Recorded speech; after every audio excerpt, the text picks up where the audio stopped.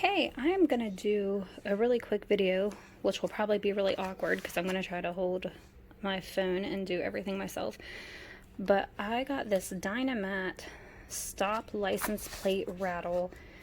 And of course, Dynamat is soundproofing to use inside the car.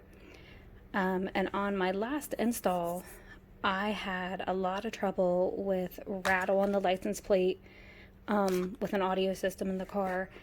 And I even really felt like I had a little paint chip right below the license plate, and it was because of all the rattle. I mean, maybe it was because of something else, but I think it was because of all the rattle.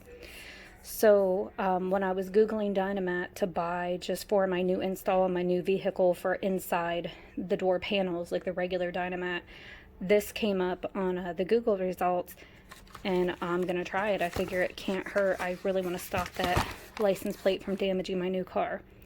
So it looks really simple. See what it gives us. Alright, stickers. Stickers are always awesome. And foam pieces. And this is it. This is the piece of Dynamat for the back of your license plate. And then it gives us a license plate frame. And I think I might go ahead and use this. I'll try it out. If I don't like it, then I'll take it off. But I wish it kind of had more of something to hold the metal plate in here so that the plastic was against the car and not the metal. But hopefully the Dynamat is going to buffer it. I wish it was full size too, so I could cut it down to exactly the size of my license plate. But this is how it came, so this is what we're going to use. Okay, so the instructions are right back here, and it says remove the license plate from your vehicle. I already did that. Remove the dirt and grease from the back of the plate. I already did that too. And my original thought was to wipe it down with rubbing alcohol, but it's kind of coronavirus and I can't find any rubbing alcohol. So I use these, which are just like glass wipes for eyeglasses. I use them on my cell phone. And then I was afraid that they might leave a residue.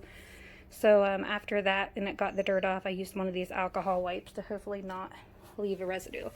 So there's my license plate, as clean as I could get it.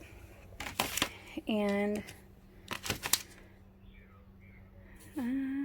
yeah, I'm going to stick this Dynamat on here. I have a roller tool that I can kind of use to mush it down into the numbers there. The roller tool didn't come with it, but it came with other Dynamat that I have. Okay, so I just peeled the sticky Dynamat off the backing, and it kind of feels like a gel. It's really thick. It seems to be a little less tar-like than the regular Dynamat. And I've got it centered in the middle of this plate as much as I can. I'm trying to make sure I don't cover up any of my screw holes. And this really is, I mean, it's thick. It feels like a big piece of gel. And I'm just going to kind of mush it on here, so hopefully it doesn't release in road conditions. I would think the Dynamat, whoop, I'm sorry guys. I would think the Dynamat that goes inside your car's panels, inside the doors or the headliners or the floors, are a little more protected from the elements because they're all inside of the car, where this is actually going to be on the back. So every time I go through the car wash, or it rains or snows outside, salt on the roads from the snows, this is going to be exposed to all that. So I really hope that, I mean, this wasn't really expensive. I think I paid like 20 bucks for it, maybe right under 20 bucks. But I hope the first time it faces conditions, it doesn't just come off of this and fall off. I mashed this with the roller the best I could, and this is where I'm at with it.